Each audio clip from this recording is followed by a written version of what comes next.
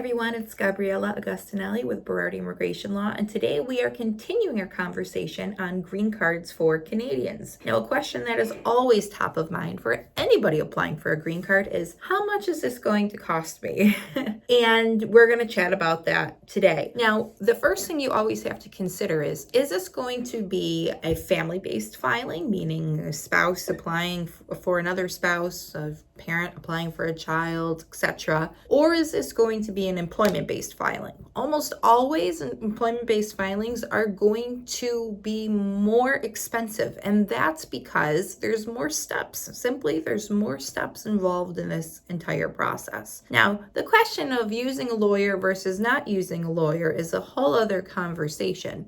Obviously, when you are having a lawyer prepare the application, you're going to be spending significantly more. But as a lawyer, I will tell you, it is worth it. These applications are rife with landmines, and unless you've taken the time to study how to file these applications, it's very possible that your application simply won't be successful. And I'm not just saying that because I'm a lawyer, but it's just the truth of the matter. These are intense applications that are not user-friendly. Continuing on this conversation, the prices to file each of the applications, the forms that are submitted to the government, are all readily available on the government website. So those fees are listed, you can find them there. Fees for an attorney are going to be completely on a sliding scale. You have attorneys that charge very little and attorneys that charge quite a lot. And there's a reason for that. Depending on the market you're in, the geographical location,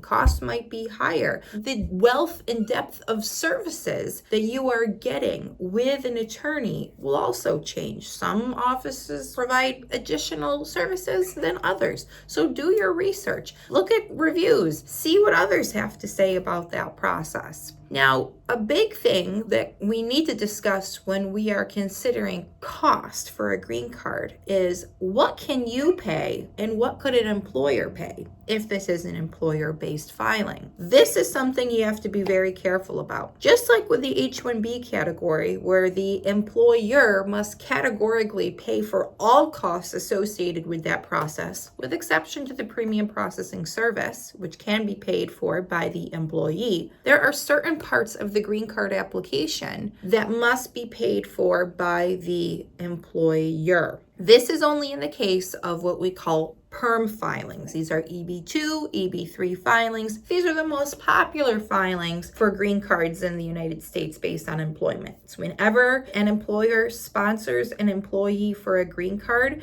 based on testing the labor market, here we have to make sure that all fees associated with testing the labor market, this includes both recruitment and advertising fees, as well as attorney labor fees, will in fact need to be paid for by the employer. This cannot be passed on to the employee in any kind of way. Even if an employee leaves their employment closely or immediately thereafter obtaining the green card, those fees can never be recovered by the employer. Now, if an employer in fact decides to be benevolent and pay all of the costs associated with the green card beyond those just used towards testing the labor market, which could be filing the I-140 immigrant petition, filing the adjustment of status, and submitting all filing fees associated with those steps, those fees can be recovered within reason by an employer should an employee terminate their employment shortly after receipt of the green card, which is typically defined as within 1 to 3 years after getting the green card.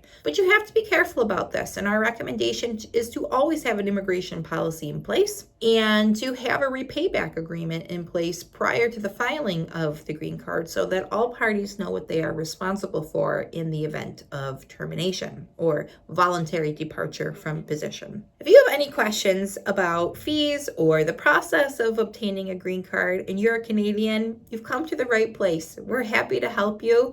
We are extremely happy to advise on any questions that you might have, and we wish you all the best in your green card journey. Thanks, guys.